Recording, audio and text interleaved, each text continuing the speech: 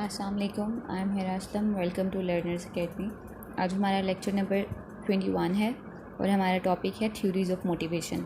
Last chapter में हमने motivation पढ़ा है, जिसमें हमने इंट्रिंसिक और एक्सट्रिंसिक मोटिवेशन पढ़ा था, उसके इंटरनल और एक्सटर्नल फैक्टर्स पढ़े थे, ठीक है, और कुछ और कॉन्सेप्ट्स पढ़े थे। आज हम थ्योरीज़ ऑफ मोटिवेशन पढ़ेंगे। सबसे पहले विक्टर ब्रोम्स की एक्सपेक्टेंसी थ्योरी आ जाती है।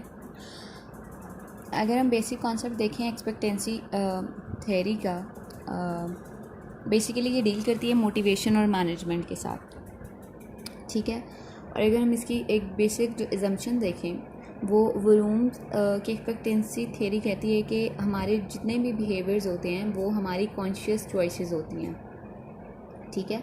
और वो कॉन्शियस चॉइसेस हम उन तमाम ऑल्टरनेटिव्स ऑप्शंस में से बनाते हैं। हमारे पास ऑल्टरनेटिव कोई भी हमने जो है वो चीज़ चूज़ करनी हो तो हमें हमेशा हमारे पास एक से ज़्यादा ऑप्शंस होते हैं, ठीक है। हमारे पास ऑल्टरनेटिव ऑप्शंस होते हैं, तो हम अपने बिहेवियर को जो है वो चूज़ करते हैं उन तमाम ऑल्टरनेटिव आइटम्स में से और तमाम ऑल्टरनेटिव्स ऑप्शंस में से, ठीक है। और जिस बिहेवियर को हम चूज़ करते हैं ना, उसे किस लिए चूज़ करते हैं, क्योंकि हमारे ख़्याल में वो जो स्पेसिफिक बिहेवियर है वो हमारे प्लेजर को मैक्सिमाइज़ करता है, जो मैक्सिमम प्लेजर देता है हमें और मिनिमम पेन देता है, ठीक है। यानी कि हम कॉन्शियसली उस बिहेवियर को हमेशा चूज़ करते हैं जो हमारे लिए मैक्सिमम प्लेजर लेके आता है और मिनिमम पेन लेके आता है। एडवर्ड लॉलर और लेमन पोर्टर ने के साथ ब्रूम ने सजेस्ट किया था कि जो रिलेशनशिप होता है ना लोगों के बिहेवियर में, जो वर्क इन्वायरमेंट में उनका बिहेवियर होता है और उनके गोल्स में, वो इतना सिंपल नहीं होता जितना सिंपल पहले साइंटिस्ट या जो साइकोलॉजिस्ट हैं, ऑर्गेनाइजेशनल इंडस्ट्रियल साइकोलॉजिस्ट हैं, उन्होंने बताया, ठीक है। उसने कहा था कि जो एम्प्लॉय की परफॉर्मेंस होती है वो इंडिविजुअल फैक्टर्स पे भी डिपेंड करती है, जिसमें पर्सनालिटी आ जाती हैं, किसी भी इंडिविजुअल की पर्सनालिटी आ जाती है, उसकी स्किल्स आती हैं, उसका नॉलेज कितना है उसके पास, एक्सपीरियंस और एबिलिटीज़ कितनी हैं, ठीक है। एक्सपेक्टेंसी थ्योरी कहती है कि इंडिविजुअल्स के पास डिफरेंट सेट ऑफ गोल्स होते हैं, ठीक है, और उन्हें हम मोटिवेट कर सकते हैं किस तरह से, अगर हम पॉजिटिव कोरिलेशन बनाएं एफर्ट्स और परफॉर्मेंस में, ठीक है। फेवरेबल परफॉर्मेंस को फिर हम डिज़ायरेबल रिवॉर्ड्स भी दें। रिवॉर्ड ऐसा होना चाहिए जो कि उनकी नीड्स को सेटिस्फाई करे, ठीक है, यानी कि अप्रोप्रिएट रिवॉर्ड होना चाहिए। उसके बाद फिर उनकी जो डिज़ायर होनी चाहिए ना सेटिस्फाई करने के लिए अपनी नीड्स को, वो इतनी स्ट्रांग होनी चाहिए कि वो दोबारा से फिर जो है ना वो एफर्ट्स करें, ऐसे एफर्ट्स करें जो वर्थ वाइल हों, ठीक है। वोम की एक्सपेक्टेंसी थ्योरी के अगर हम बेसिक बिलीव्स देखें तो वो इन 3 बिलीव्स पे जो है वो बेस करती है। सबसे पहले वेलेंस आ जाता है। वेलेंस वो इमोशनल ओरिएंटेशन होती है लोगों की जो अपने आउटकम से रिलेटेड रखते हैं या अपने रिवॉर्ड से रिलेटेड रखते हैं, इमोशनल ओरिएंटेशन, ठीक है। एक किसी भी एम्प्लॉय की वो इन डेप्थ वांट होती है एक्सट्रिंसिक रिवॉर्ड की, जिसमें मनी आ जाती है, प्रमोशन आ जाती है, टाइम ऑफ या दूसरे बेनिफिट्स होते हैं, या फिर इंट्रिंसिक होती है जिसमें जॉब सेटिस्फेक्शन आ जाती है या आपकी वैसे लाइफ सेटिस्फेक्शन आ जाती है, ठीक है। Management must discover what employees value, यानी कि मैनेजमेंट को ये भी पता होना चाहिए कि एक एम्प्लॉय की लाइफ में सबसे ज़्यादा वैल्यू चीज़ है क्या। उसके अकॉर्डिंग अगर आप अपने एम्प्लॉय को रिवॉर्ड करेंगे तो ऑब्वियसली वो उसके लिए ज़्यादा वर्दी जो है वो होगा, ठीक है। उसके बाद आ जाती है एक्सपेक्टेंसी।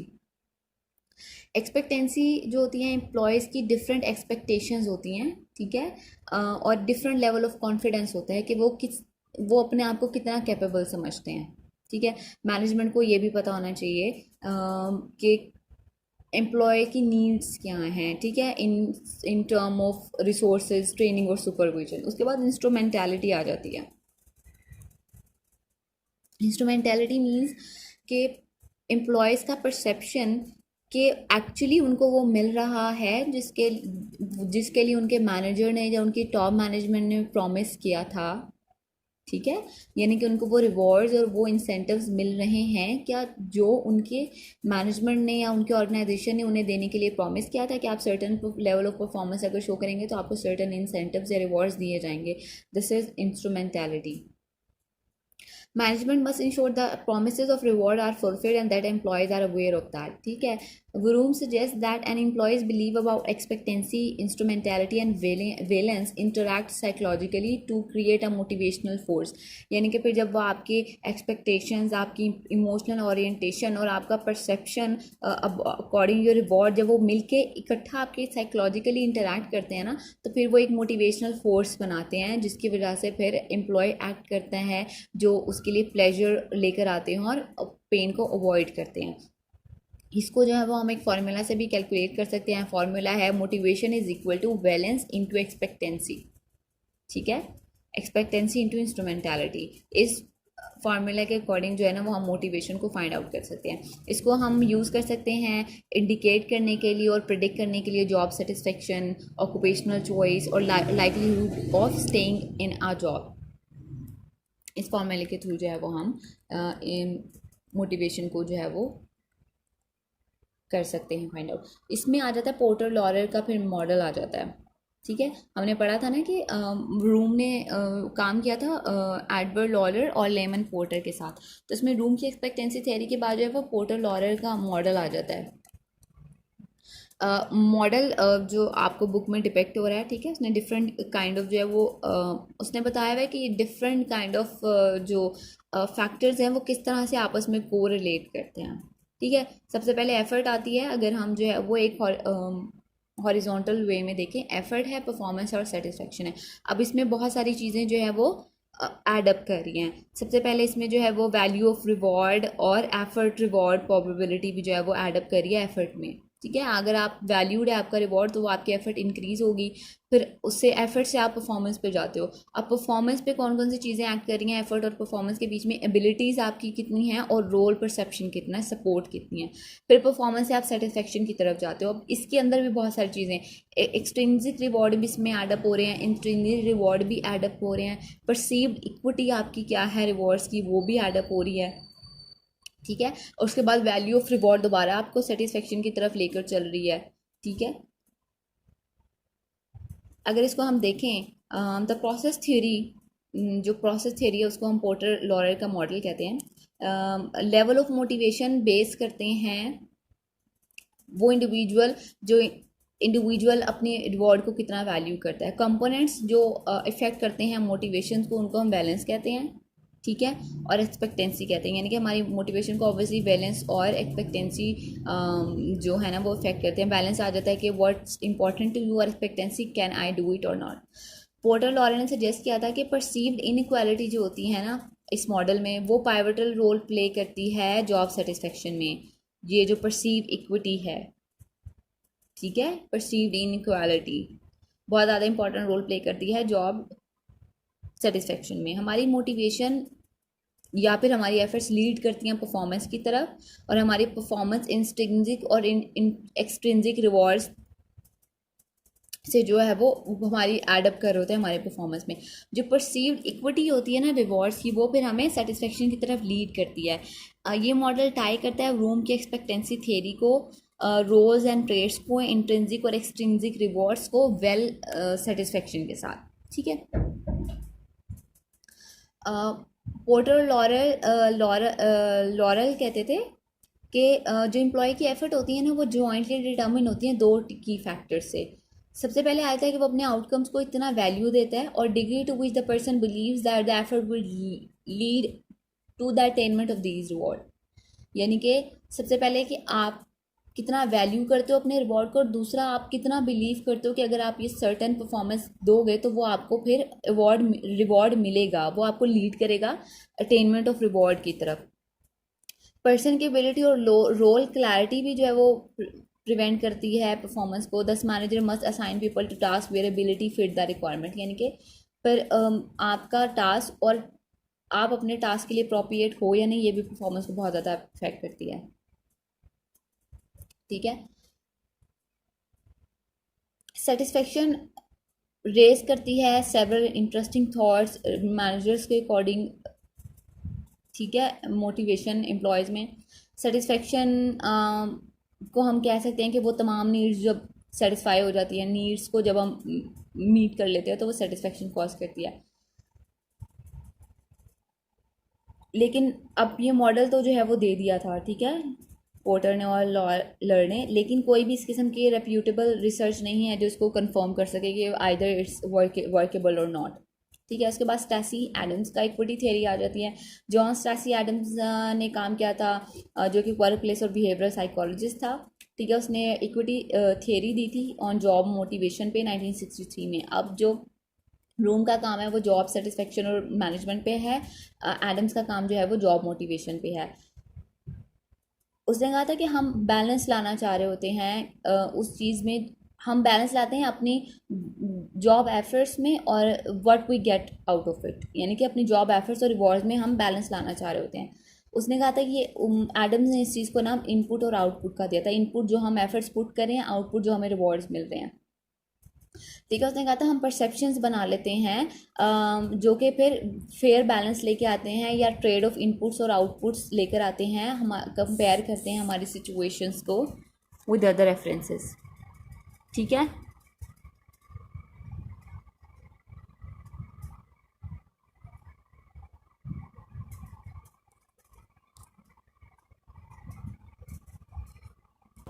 और इसके अलावा हमारे कलीग्स, फ्रेंड्स, पार्टनर जो हैं वो बहुत ज़्यादा इन्फ्लुएंस करते हैं हमें अपने बेंचमार्क सेट करने में, हमें अपने गोल सेट करने में।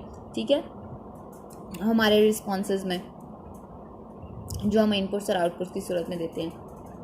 जब हमें लगता है कि हमारा इनपुट और आउटपुट जो है वो इक्वल है, यानी कि वो इनपुट जो हमारा फेयर और एडिक्वेटली रिवॉर्ड कर रहा है, यानी कि हम जितनी एफर्ट्स जो हैं वो पुट कर रहे हैं उन्हें जो है वो उतना ही उसी लेवल पे, उसी कैपेसिटी में, इंटेंसिटी में जो है वो रिवॉर्ड किया जा रहा है, तो ऑब्वियसली हम एक काइंड ऑफ जॉब सेटिस्फेक्शन आ जाती है। हम अपनी वर्क प्लेस पे हैप्पी फील करते हैं और मोटिवेटेड फील करते हैं और हम सेम लेवल ऑफ एफर्ट्स या फिर उससे ज़्यादा एफर्ट्स जो हैं वो फिर पुट करते हैं। लेकिन अगर हमें लगता है कि हमारे इनपुट्स आउटवेट कर रहे हैं हमारे आउटपुट्स को, ऑब्वियसली फिर हम डीमोटिवेटेड फील करते हैं अपनी जॉब से रिलेटेड, और फिर जो है ना वो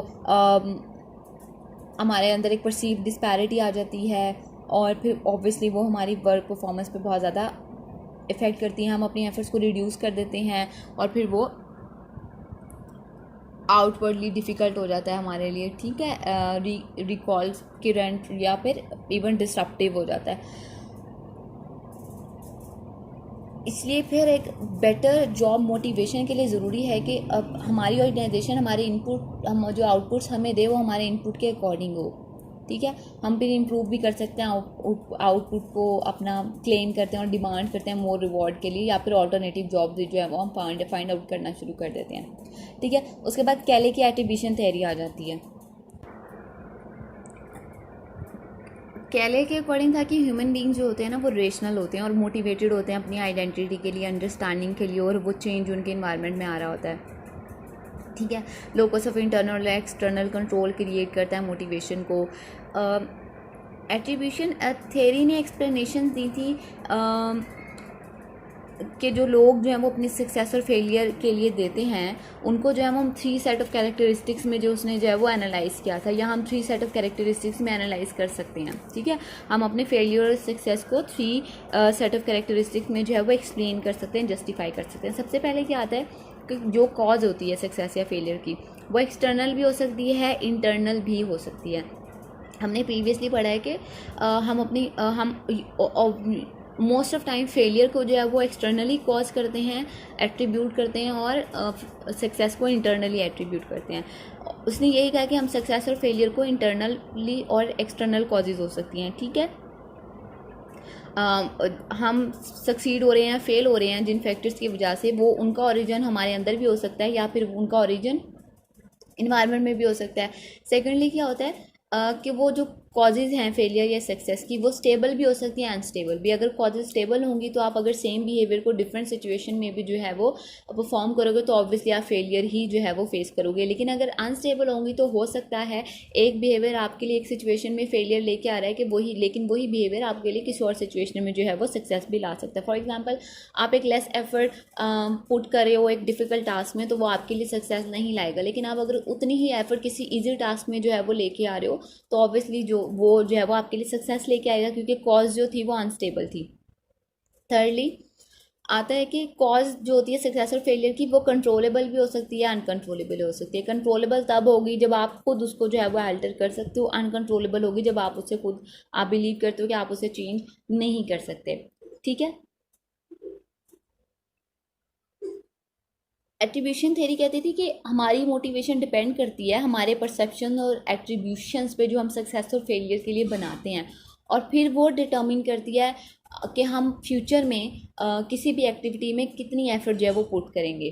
ठीक है। ऑब्वियसली अगर हमारे परसेप्शन और एट्रीब्यूशन सक्सेस और फेलियर्स के लिए अच्छे हैं तो हम फिर फ्यूचर में किसी भी एक्टिविटी में ज़्यादा एफर्ट्स पुट करेंगे और वो अल्टीमेटली हमारे लिए सक्सेस ही लेकर आएगी। एट्रीब्यूशन थ्योरी ने 4 फैक्टर्स दिए थे। ठीक है। जो कि इन्फ्लुएंस करते हैं हमारी मोटिवेशन को। उसमें एबिलिटी आ जाती है, टास्क डिफ़िकल्टी आती है, एफर्ट आती है और लक आती है। एबिलिटी आ जाती है कि एबिलिटी आप कितना एबल हो, वो रिलेटिवली इंटरनल और स्टेबल फैक्टर होती है। ठीक है। उसके बाद जो है वो टास्क डिफ़िकल्टी आ जाती है, ये एक्सटर्नल और स्टेबल फैक्टर है। ये भी लर्नर के कंट्रोल से बाहर होती है। इसी तरह एबिलिटी भी जो है वो मच डायरेक्ट कंट्रोल में नहीं होती। एफर्ट भी इंटरनल और अनस्टेबल फैक्टर है, जो एक लर्नर जो है वो एक्सरसाइज कर सकता है डिग्री। यानी कि आप एफर्ट तो आपके अपने कंट्रोल में होती है ना, आप जितनी चाहे एफर्ट पुट कर सकते हो। उसके लिए लक भी, और उसके बाद लक आ जाते हैं, वो एक्सटर्नल और अनस्टेबल फैक्टर है। ठीक है। आप इस पे जो है वो कंट्रोल नहीं कर सकते, आपके अपने कंट्रोल में नहीं है लक। यहाँ पे जो है वो एट्रीब्यूशन थ्योरी खत्म हो जाती है। उसके बाद हम आ जाते हैं इमर्जिंग थ्योरीज कौन सी है। इमर्जिंग थ्योरीज में कंट्रोल थ्योरी है, एजेंसी थ्योरी है। कंट्रोल थ्योरी कहती है कि feelings that employ are in full control of their lifes और are in control of their jobs. ठीक है। वो फीलिंग के एक एम्प्लॉय कितना जो है वो फील करता है कि उसकी लाइफ उसके कंट्रोल में है और उसकी जॉब उसके कंट्रोल में है।